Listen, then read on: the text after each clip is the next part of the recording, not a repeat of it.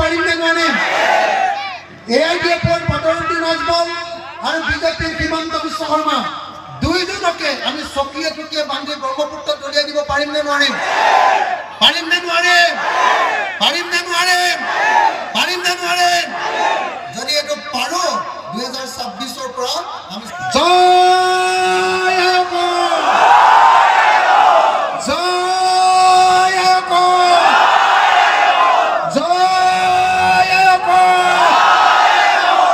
আমাৰ মামা মুখ্যমন্ত্ৰী হিমন্ত বিশ্ব শৰ্মাৰ মুখ্যমন্ত্ৰিত্বৰ চাউলটো উকলিছে।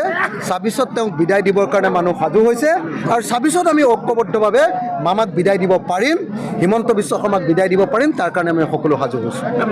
বা ৰাইজৰ দলে চৰকাৰ গঠন কৰে বা ৰাইজৰ দলৰ অংশীদাৰিত্বত যদি চৰকাৰ হয়, তেতিয়াহ'লে 26 চনত আমি অসমত হিন্দু মুছলমানৰ ৰাজনীতিটো টোটেলি নাইকিয়া কৰি দিম, জাতি বৰ্ণৰ ৰাজনীতিৰে নাইকিয়া কৰি দিম আৰু নতুন এটা উন্নয়নৰ যুগ আৰম্ভ কৰিম, য'ত প্ৰত্যেকজন মানুহক ভোগ দখলী মাটিৰ পট্টা দিয়া হ'ব আৰু যি পট্টা পাব, পট্টা পোৱা প্ৰত্যেক টুকুৰা মাটি চৰকাৰে নিৰাপদ কৰিবৰ কাৰণে বানপানী আৰু গৰাখহনীয়া ৰোধ কৰি দিব।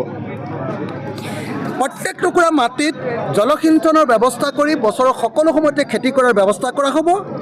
যদি বছৰত 3বাৰ খেতি কৰে তেতিয়াহ'লে মাটিৰ খাজনা ফ্ৰী হ'ব আৰু যদি খেতি নকৰে তেতিয়াহ'লে 5 গুণ খাজনা বঢ়াই দিয়া হ'ব।